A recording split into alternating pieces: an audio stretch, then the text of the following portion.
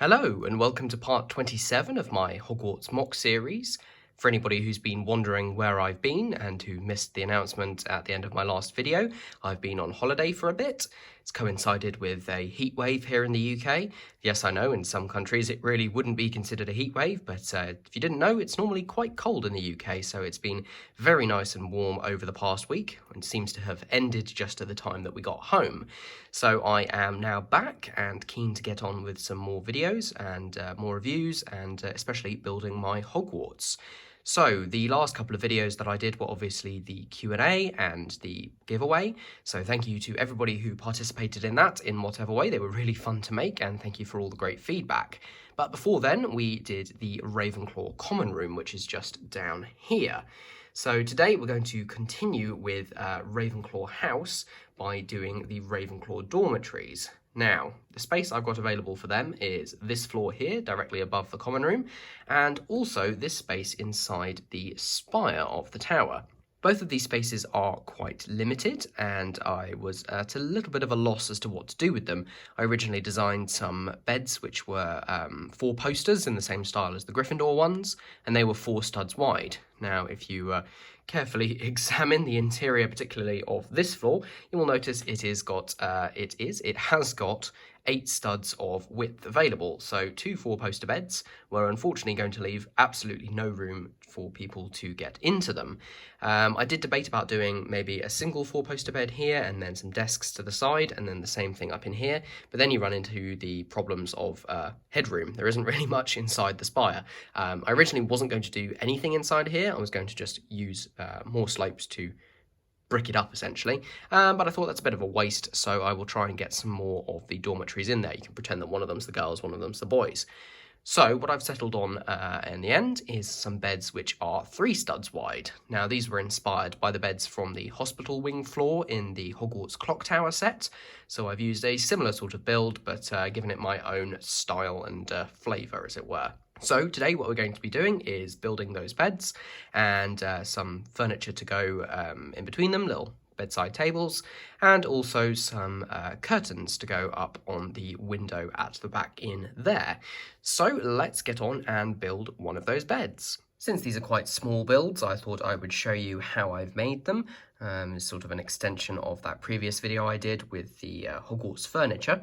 So first of all, you will need a 1x2 cheese slope in white in this case. Obviously you can switch out the colours. You will need several of these 1x3 tiles in dark blue, as I've got them here. In fact, you will need 4 of them. This is to make the duvet or duvet cover. Also need a 2x4 plate and a 1x4 plate, also in dark blue.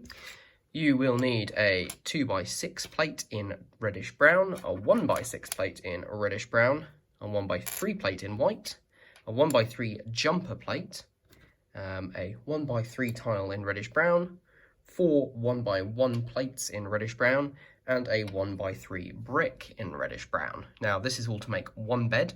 I'm going to be making 4, so I'll take you through this and then I'll speed through the building of the other ones. So these are going to be our feet of our bed here, so I will just separate them out. And because this is 3 wide, and obviously there aren't that many Lego pieces that are 3 wide, you can substitute things like the 3x3 plate for some of these things. I've just gone with things which are a bit more regular so that they were more available. So we're going to put 2 of these on one side of the 2x6, and then we're going to put the other 2 at the ends of the 1x6, and this is going to form effectively the bed frame. There we go. Obviously that's going to fall over, so to reinforce it we're going to get the 2x4 blue plate and join the 2 things together using it. So there we've got a little bit of structural integrity, and then you get the 1x4 and pop it next to it like that. So there we've got the beginnings of our bed. You can actually see it starting to take shape. Then at the end we're going to do a bit which here represents the actual mattress, or possibly the sheets on top of it. So that's a 1x3 white plate there. And then for the headboard, we're going to put a 1x3 brick in place just there. So I originally had it so it was just like this, except these were the tiled layer, but I figured it needed a little bit more bulk, otherwise it was going to look like a very uncomfortable bed. So what I've done is put this 1x3 jumper plate there, and then I put these 4 1x3 dark blue tiles going down the length there. So now we have our duvet there, which you can pretend is all neatly tucked in, as I'm sure a Ravenclaw would do. If you want to, you can arrange it so that these sprue marks are all facing one way. I may do this in a minute so that all the sprue marks are actually facing the walls on either side of the room, just to keep things a little bit more consistent overall. And then the final couple of touches are to put this 1x3 reddish brown tile to complete the headboard, and then this cheese slope as the pillow. So there we go. There is your little 1x3 bed. It's not as grand as the 4 posters I could have made. I did try doing a 4 poster in a 3 wide scale. It didn't really work, but I'm pretty happy with this. And the benefit is I can fit multiple ones in. Right, so now that we've got one of those made, I think it is time to go on and make the other 3.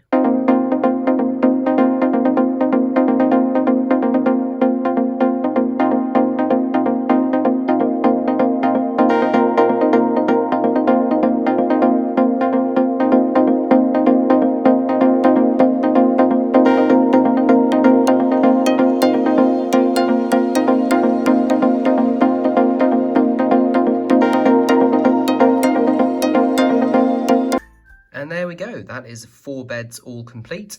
I've forgotten how exhausting doing speed builds actually is. So there's a reason I don't do them that often, and shout out to those who do them all the time. It's really difficult to make it look good, as I'm sure Matt didn't. So here are the beds. I have, as I mentioned, made sure that the sprue marks are on the wall facing side for all of them as best as I can, just checking them. Yep, that's all good. So I will pop them in that formation so that they look the best that they do. So I mentioned that there's also going to be some other furniture that needs to go into the room, and these are much simpler builds, and I will just quickly show you how I make one of those. Again, these are inspired by builds from the Hogwarts clock tower in the hospital wing section, and these are just going to be the bedside tables that go between the beds. So you will need a 1x2 plate, in this case in reddish brown, 2 1x2 jumper plates, again in reddish brown, 2 headlight bricks in reddish brown, and then you will also need a tap piece, in this case in pearl gold, and then you will also need a 1x1 round plate in trans yellow, and a white fez piece. Now these are going to make up a bedside table and a lamp. Like I mentioned, a very simple build. Take your 1x2 plate, attach the 2 headlight bricks on top of it, take one of the jumpers and pop it on front as if it's a drawer, put the other one on top, and to make your lamp is very simple. Get the tap, attach that on top, and then put that on top of that. Now in the clock tower, they were actually sitting on 2 more jumper plates so that the tap could be placed like that, so you wouldn't see the actual side bit coming off. I haven't done that, and so I'm just going to rotate that to the side, and then you can pretend it's a sort of gas lamp or something like that, and that's the valve that you can turn it on and off by. So we've got that, and then we'll have another one just here, and those 2 will go in the dormitories as well. So before we put the furniture inside the rooms, we're just going to add a couple of details to the back. First thing to do is to add some curtains or drapes to go across the back window. These are just wedge plates with some tiles and other plates added to them, all mounted on brackets, and these should hopefully fit nicely in the back there. There we go, and they can be reinforced across the top with a 1x4 reddish brown plate. So that holds those in there. Also, because I wanted to fill some of the space, especially where the backs of these headlight bricks are, I've designed some little candles or gas lights or something like that that come out of the wall there. It's just using another one of those pearl gold tap pieces, a 1x1 round hollow stud, another one in white on the top, and then a candle flame element there. And these should, hopefully, if I've got everything right, just plug into the wall. It's trickier than I thought. Tell you what, we can actually remove this and then place them directly into the back of the headlight brick there, and then put the wall back in, and all being well, there we go. They now just stick out of the wall, and I think you will agree they look really good. Just getting it to focus in there. Do exactly the same to the other one. Make sure they are level with each other. There we go. Pop that back in. And there we've got some nice detail on the back of the wall there. Right, so let's put the beds in. So let's hope these will slide in nicely. What I may need to do, even though I've just put them in, is just very briefly pop these curtains off again. And we'll plant the beds, one there and one there. And then the curtains will go back in and rest just on top of the headboards, which is exactly how I designed it, and I'm very happy that has all come together.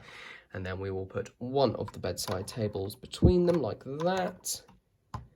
There we go, and we have now got a almost complete room. I think you'll agree that looks really nice. I did debate doing curtains on these windows here and here, but I think they take up too much space over the beds, and also you don't see them all that much. It's one of those features of the fact that this has got windows on all sides, and you wouldn't necessarily have the same inside, but there we go. I've just got a couple of other bits of furniture which I haven't shown yet, just because they're very simple. There's this one here, which I took from the Charms Class Hogwarts Moment set, and that's just going to go there with a mug on the top. The inspiration for that was just the fact that there's supposedly a water jug in the Gryffindor boys' dormitory, at least, so they can have a drink in the night. And I've just popped that there. And then on the other side, we would just put a chair. This is just on 4 1x1 reddish brown plates, so it can sit in the middle of the studs there. So it's got that sort of half stud offset, so the back doesn't clip through the wall. And then I am going to add a little carpet in here. This is just using 1x1 tiles in dark blue and light bluish grey. So this will match the design downstairs in terms of colours anyway. There we go. And one last tile. And there we go. That is the dormitory here. This can be the boys or the girls. It doesn't really matter. And what I will now do is do a very similar thing, minus these couple of details at the front in the very top spire. And there we go. Just done the same. You've got the 2 beds there and the table at the back. No room really to put those same candle or gas light things in at the back. The lighting in here is obviously awful because there are no windows, but if I just tilt this to catch the light a little bit better, yeah, you can see in there. Maybe you can pretend this is the first year dormitory or something, and then the further down you move, the better your rooms get. So anyway, there we go. That is what I have created for the upper dormitory. What I'll do now is pop this back onto the top of the tower, and we can take a look at the finished Ravenclaw dormitories. Before I do that, I have actually made one small modification. I've realised that the edge of the fez piece just here is ever so slightly wider than the lip of the stud underneath it. So this means that it doesn't quite fit in with a brick right next to it, or in the case of this, a slope. So what I've done is what I said I wasn't going to do, which is put it on another pair of these reddish brown jumpers. Luckily I had some spare, and this means that when I put it in here, the slightly exploded top of this tower, hopefully this will now sit just far enough away from the wall, yeah, that it's not a problem. And in terms of looks, the inside, it hasn't changed it that much at all. What I might do in the future, just while I've got this open, is use these anti-studs under here, if I can just get it to focus on them. Doesn't really want to, but you can see them there. They're the backs of those slopes. I might use them to attach some sort of brackets or something like that. Maybe have some posters going around the sides, some extra lights or something like that. I'll think of something that'll make it a little bit more interesting. But for now, I'm just glad to be able to use this space. Okay, one more diversion. Clearly the heat while being on holiday has messed with my brain because I am not working things out properly. So I ran into a slight problem where the curtains that I've made don't quite fit. I'm not entirely sure how I missed that, but I think I've come up with a temporary solution at least. And that is to replace the 1x3 brick as the headboard with 2 1x3 plates and then pop the tile back on top. Ignore the fact the feet are missing, they're stuck to the floor. So then that will sit there, and then the curtain can actually sit just above it. Unfortunately, this means there is a tiny, tiny gap, which annoys me to no end. But it does mean that the curtain can be moved ever so slightly down so that it doesn't foul the bottom of the floor above. So I will get these back in finally for the last time and then show you everything together. And finally, everything is put back in place, and you can now see the dormitory in all their glory. Dormitories, I should say. My bodge job at the back there has kind of worked. You might just be able to see a tiny bit of tan poking through there. Hopefully replace that with reddish brown in the future, but it doesn't look too bad for now. So there are the 2 dormitories, and then below that is the Ravenclaw common room. And I think that the overall combination of the 3 rooms looks really, really good. It makes me very happy that I've been able to get some Ravenclaw love in here. It doesn't get enough, although it is, it's increasing at the moment. There's some more appreciation for the other 2 houses, which are the common rooms I've done, incidentally. So there we go. I've still got a little bit of the central tower left to build, but for now, I'm pretty happy with this. So thank you very much for watching. Thank you for your patience while I've been away, and hopefully videos will return at least mostly to normal now as we continue forward. Stick around, as on Friday I will be, hopefully, as long as all my bricklink orders arrive, doing the long gallery at long last, haha, and showing that off to you, and then subsequently filling in the interiors. So, thank you for watching. If you enjoy my content and would like to see more, then please subscribe to the channel. Any comments you leave are greatly appreciated. I always enjoy replying to them. Try and work through the backlog that have accumulated while I've been away. And if you want to share my videos with people, then please feel free, and I will see you in the next one. Bye.